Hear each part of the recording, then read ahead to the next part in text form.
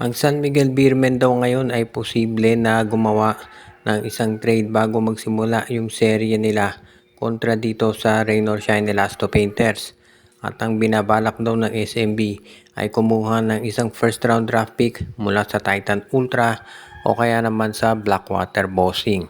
Parang nakita raw ng San Miguel yung ginawa nitong Barangay Hinebra na nakuha yung draft pick ng Terra Firma at gusto ng SMB na kumuha rin ng sarili nilang draft pick dahil mukhang magiging malalim daw yung susunod na PBA draft. Lalo na tambalita natin mukhang marami daw doon sa mga naglalaro ngayon abroad dahil baka babalik na sa Pilipinas at susubukang maglaro dito sa PBA sa pamamagitan ng draft. Kaya nga ngayon ng SMB habang nakafocus sila dito sa serye kontra Rain or Shine ay pinag-iisipan din daw kung kailan sila po pwedeng gumawa ng paraan para makapag-acquire ng panibagong PBA draft pick. Yan nga sa either sa Blackwater Ultra or dito sa Blackwater o sa Titan Ultra. Pero bukod din sa pag-acquire ng draft pick, ang talagang tinitignan mabuti ngayon ng SMB ay kung paano mapipigilan itong Rain or Shine Elasto Painters.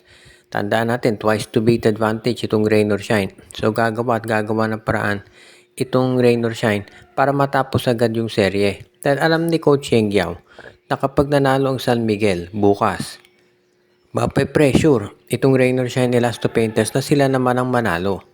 Dahil syempre, yung momentum mapupunta sa SMB, alam yan ni Coach Yeng Yao. Kaya nga ngayon palang gusto niya na pagsimula ng serye ay tapusin na ito kaagad-agad. So, abangan natin kung ano ang magagawa ng Rain or Shine dito. Kung kaagad-agad nila na matatapos itong serye kontra San Miguel o kung mapupuwersa nila ito o mapupuwersa ng SMB ng isa pang game. Merong lumabas na report ngayon mula dito kay Snow.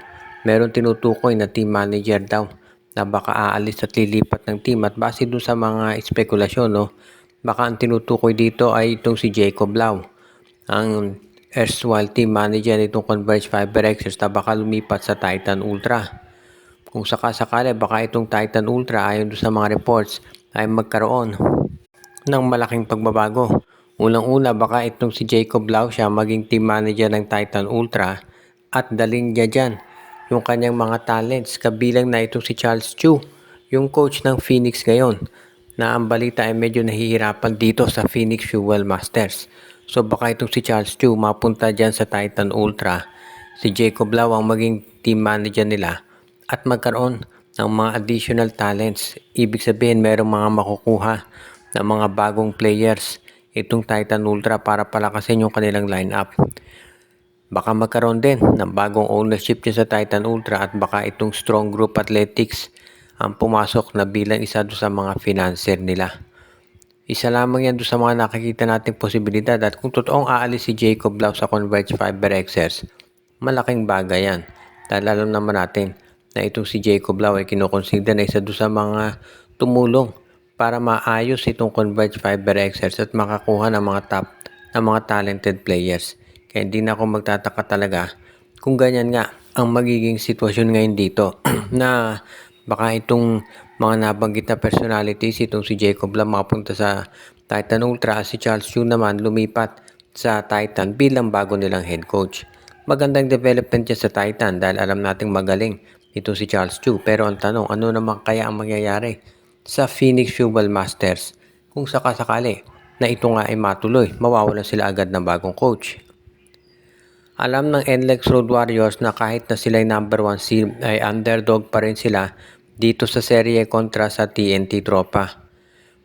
Maingay yung usap-usapan at matunog na yung mga bulong-bulungan sa social media na itong NLEX kahit yan ay number 1 seed ay matatalo dito sa TNT.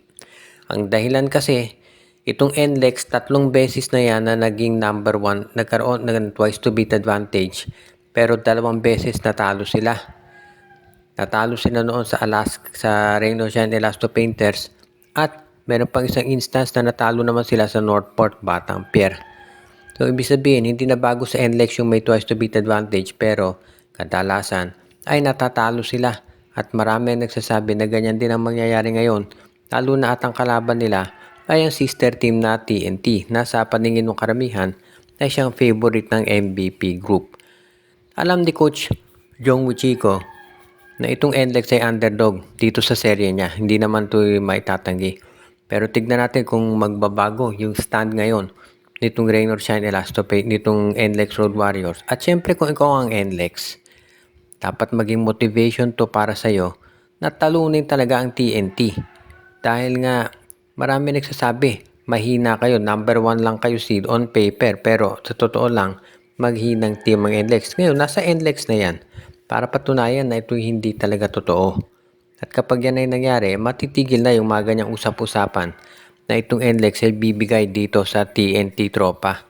Kaya tignan natin kung yan ay magagawa ng paraan ni Robert Bolick, Shawnee Winston at itong kanilang import na si Caddy Lalane. Siyempre, hindi magiging madali ito para dito sa NLEX lalo na at nandyan si Ball Manutbol sa TNT tropa. Pagdating naman dito sa Barangay Ginebra, sila daw ang may pinakamadali na laban dito sa quarterfinals. Base doon sa mga analysis, pinakamalaki ang tsansa ng Ginebra na pumasok sa semis dahil all due respect dito sa Phoenix Fuel Masters. Ang problema kasi dyan ang daming injuries nilang pinagdadaanan ngayon. Alam natin na si Kai Balungay hindi na naglalaro sa Phoenix ever since Game 2 nung eliminations dahil doon sa kanyang ankle injury. At ito namang si Richie Rivero, nagkaroon ng injury doon sa kamay niya at hindi pa yan fully healed. So hindi natin alam kung makapaglalaro ito. Kahit maglaro yan si Richie Rivero, hindi naman yan magiging 100%. Pati nga itong si Jason Perkins, meron ding iniinda. So ang daming kulang doon sa line-up nitong Phoenix Fuel Masters. Kung haharapin mo Ginebra, magkakaproblema ka talaga. At yan ang dahilan kung bakit ang Ginebra heavy favorite na at meron pa silang twice to beat advantage. So iyan ang magiging issue ngayon dito sa lineup nitong Phoenix Fuel Masters. Kung paano nila matatalo itong Ginebra. Dahil syempre ang Ginebra, sabi nga nila nag-iiba laro niyan pag playoffs. Umaangat yung intensity nila at pati na yung kanilang lakas. Kaya alam natin na hindi magiging madali ito para sa Phoenix Fuel Masters. Yung labanan nitong Barangay Ginebra. Lalo na at hindi naman biro yung ginagawa nitong Barangay Ginebra na strategy na kaya nila maglaro sa perimeter, kaya din nila maglaro ng running game o yung half court. Very versatile itong sistema ngayon pinapatakbo ni Coach Tim Cone. Kaya maraming mga teams talaga mahihirapan dito. Lalong-lalo na kung katulad ka ng Phoenix na maraming mga injury na pinagdaraanan. Kaya medyo mabigat itong laban para kay Coach Charles Chu. Siyempre hindi naman bibigay itong Phoenix pero sa totoo lang, dehadong-dehado sila dito sa labanan kontra sa Barangay Ginebra sa quarterfinals. Binabati natin si Joshua Giray, Espejo at Rosales family, si Romeo Conchada, si Anthony Alon, Jervin Cris, Ronald Barbosidad, Jonel Alagon, Monde Guzman. Binabati din natin si Ireneo Salangsang, Katsakino Dukusin, Edwin Carmona Jr., Malyari Mascarinas, Judy Villarosa at ang iba pa.